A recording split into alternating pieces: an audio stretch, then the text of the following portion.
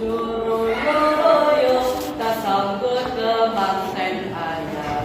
Caangan benek no bimbing kui. Lunyu benek no kamu kasudodot iro. Assalamualaikum warahmatullahi wabarakatuh.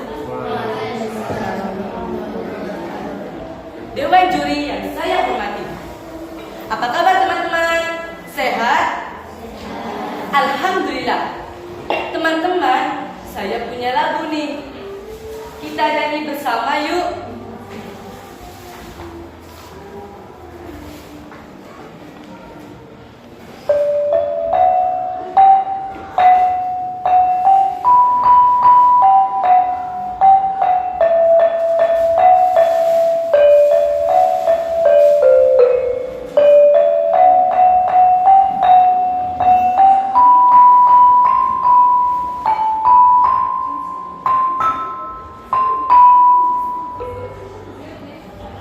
Rumaksa ingsun lakuni samaya wara kelawan mekap hawa kang dhuwur angkara senajan senan gentayangan tansah gawe rubeta hingga pusing jaman.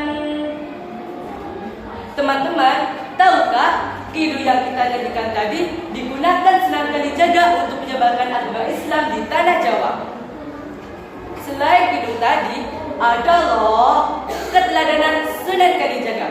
Salah satunya seperti cerita yang akan saya sampaikan. Sunan Kalijaga lahir sekitar tahun 1450 Masehi. Nama aslinya Raden Mas Said. Beliau merupakan putra dari Adipati Tuban, yaitu Tembung Wilatita. Nah, beliau ini sangat tidak suka pada para penguasa yang ada di Tuban. Kenapa ya? Karena mereka sering berbuat semena-mena pada rakyat kecil. Suatu ketika, rakyat sangat menderita karena musim kemarau yang panjang. Sementara mereka harus membayar pajak yang kadang-kala tidak sesuai dengan ketentuan yang ada. Raden Mas Said tidak setuju dengan peraturan itu, sehingga beliau diusir dari Kadipaten Tuban. Kemanakah Raden Mas Said setelah diusir dari Kadipaten Tuban? Ternyata ia mengembara tanpa tujuan pasti. Pada akhirnya dia menetap di hutan Jatiwangi. Di hutan Jatiwangi, orang menyebutnya sebagai Belanda Lokajaya. Pada suatu hari, ada seorang berjubah putih lewat di hutan Jatiwangi. Dari jauh, Belanda Lokajaya sudah mengincarnya. Orang itu membawa sebatang tongkat yang kakinya berkilauan. Setelah dekat, dia hadang langkahnya sembari berkata, "Hai orang tua, mengapa kau pakai tongkat? Tampaknya kau tidak buta. Sepasang matamu masih awas dan kau juga masih kelihatan kuat berjalan tanpa tongkat." Lelaki itu tersenyum. Wajahnya ramah. Dengan suara lembut, dia berkata,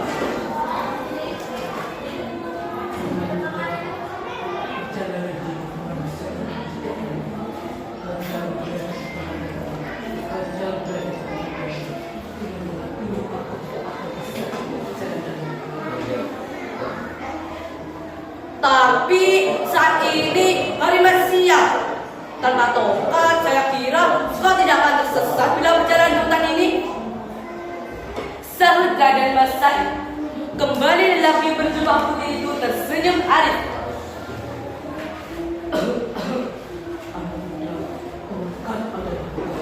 Orang hidup haruslah punya pegangan apa yang tidak tersesat dalam jalan.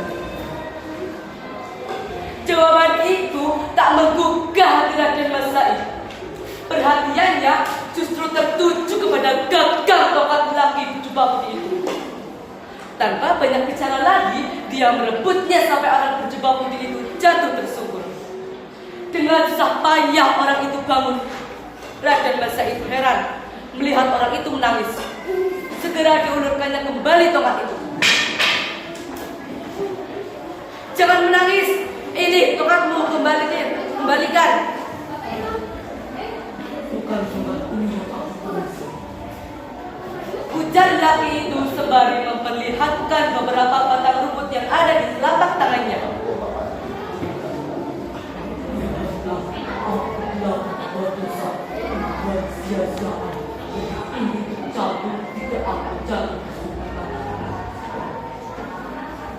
Hanya beberapa lembar rumput, kau merasa berdosa? Tanya Raden Masaid heran. Ya, memang berdosa karena kau menjadi sesuatu. Andai kata benar, maka yang benar tidak benar. Tapi suatu sia-siaan memang benar-benar berdosa. Jawab lelaki itu. Hati Raden Masaid agak tergetar atas jawaban yang mengandung nilai iman.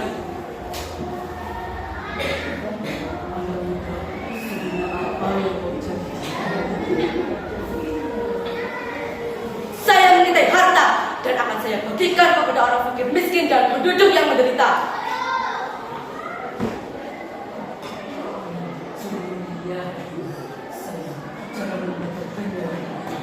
Jika kau mencuci pakaian yang kotor dengan air kecil, apakah tidak akan menjadi kembali? Sungguh perbuatan bodoh, hanya menambah kotor dan bau pakaian itu saja. Lelaki itu tersenyum.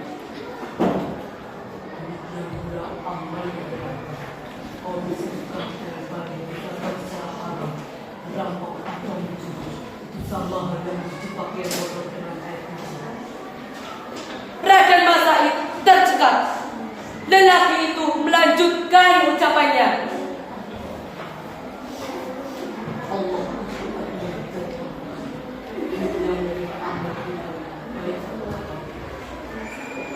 Raden Masaid makin tercengang mendengar keterangan itu. Rasa malu mulai menghujam tubuh hatinya. Betapa keliru perbuatannya selama ini. Dari situlah Raden Masaid ingin menjadi murid dari kakek tua tersebut. Namun ada syarat yang harus dipenuhi, yaitu dengan menunggu tongkat yang telah ditancapkan di tanah sampai kakek tua datang. Ujian tersebut mampu dijalani oleh Raden Masaid selama 3 tahun. Beliau bersemedi di tempat tersebut. Setelah ujian berhasil, Raden Masaid dibersihkan tubuhnya dan diberi pakaian yang bersih. Kemudian beliau dibawa ke Tuban. Mengapa demikian? Karena kakek tua berjubah putih itu adalah Sunan Bonang. Dengan Sunan Bonang beliau menimba ilmu mengenai pelajaran agama. Gelar Sunan Kalijaga didapatkannya karena beliau pernah menunggui sungai selama bertahun-tahun. Dalam bahasa Jawa, kali berarti sungai dan jaga berarti menjaga. Habis deh ceritanya. Teman-teman semua yang saya banggakan, keteladanan yang dapat kita ambil dari kisah Sunan Kalijaga adalah hendaknya kita dalam mengajarkan hal-hal yang baik kepada orang lain, tidak dengan cara memaksakan kehendak kita kepada orang tersebut. Sekian cerita dari saya. Mohon maaf apabila ada